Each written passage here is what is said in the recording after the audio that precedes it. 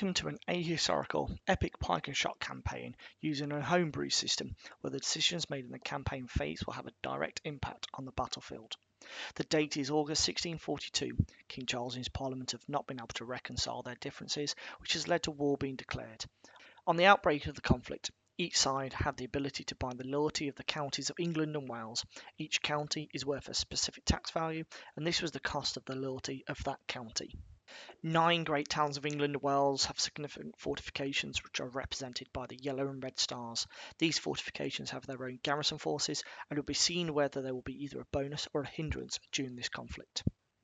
The parliamentarians managed to secure the loyalty of the following counties: Middlesex, Hampshire, Surrey, Yorkshire, Lancashire and Hertfordshire, those in orange, whilst the Royalists secured Oxfordshire, Gloucestershire, Cornwall, Devon, Warwickshire, Herefordshire, Montgomeryshire, Berwickshire and Radnorshire in Wales.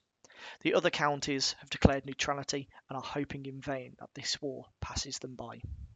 With the allegiance declared, both sides raised their armies, using both their tax gold and as their personal fortunes.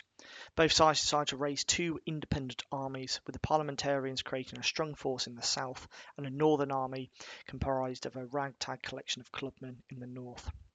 The Royalists split their forces equally and formed the Oxford Army under King Charles, with a second Royalist force in Wales under Sir Jacob Astley. The standards have been raised and men have been gathered and an oath of loyalty taken. The last-ditch attempts at preventing all-out war failed, the parliamentarian forces making the first move. They sent their main parliamentarian army into Berkshire, with their northern army splitting up into detachments, moved into Derbyshire and Durham, with the intent to secure the loyalty of the 3 regions.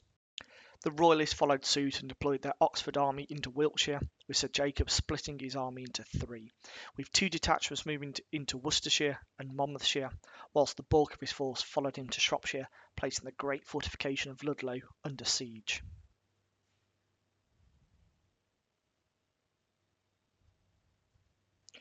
Turn 2 saw little activity, as it takes a full turn of being uninterrupted to seize control of a county, as the occupying forces replaces the local garrison with loyal officers and ensuring the tax collectors know which coffer to send the gold to.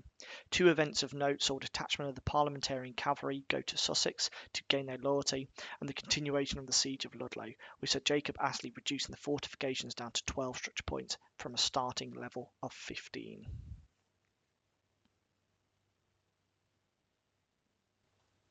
At the start of each term, each side rolls a random effects table, which can provide a positive or a negative result. The start of turn 3 saw King Charles having to leave his army in Wiltshire to head north for 1 turn, whilst the cavalry in Sussex got stuck in the mud due to severe rainstorms. However, these events didn't stop the takeover of the neutral counties, with 6 in total becoming occupied. Turn 3 saw the Royalists gain the initiative and advance their Oxford army into Berkshire to bring the parliamentarians to battle. However, the parliamentarians refused and retreated into their half-built field fortifications, with the resultant activity damaging some of the structure points.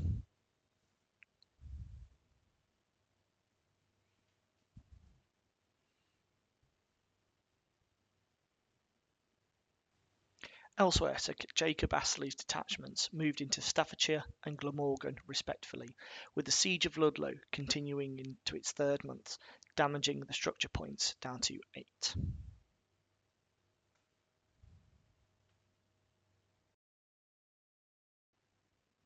Further north, the parliamentarians used some of their large treasury to raise more units of club and pikemen and marched into Cheshire with a bulk of the rabble. The other detachment headed west into Westmoreland, intending to spread the word of Parliament and the parliamentarian cause. At the end of turn 3, the opening move has been made in what is going to be a long and hard-fought English civil war, with 2 sieges currently ongoing, 1 army trapped, and a race to secure the loyalty and the important tax income of the rest of the country.